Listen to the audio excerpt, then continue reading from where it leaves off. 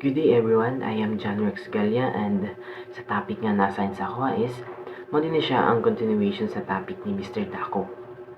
So, in the long run, humankind itself will be the one to benefit when environmental and ecological considerations are given serious and substantial consideration. So, humankind or kita nga mga tao is kung tagaan na itong halaga or importansya ang atong environment, kita ragya po na makabenefit sa ani.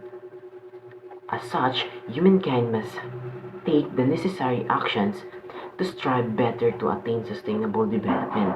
So, kita nga mga tao is dapat buhat ta og action para ma-sustain nato ang development sa atong environment. Developing and enacting policies that situate environmental concerns at the forefront and practicing decision-making processes that similarly give importance to the environment are all necessary steps that must be undertaken to achieve a sustainable environment. So sa diri pwede ta buhat og policy nga para ma-prevent nato ang pagkadaot sa atong environment. And sa diri dili man nato siya totally ma-prevent nga madaot ang atong environment. But ang ato lang diri is malis nato or malisen nato ang mga posibleng makadaot sa atong environment.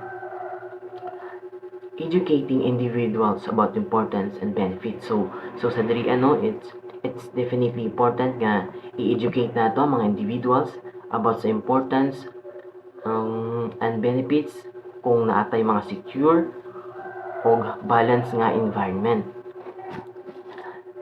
And in the long term, will create a flourishing and stable environment for all.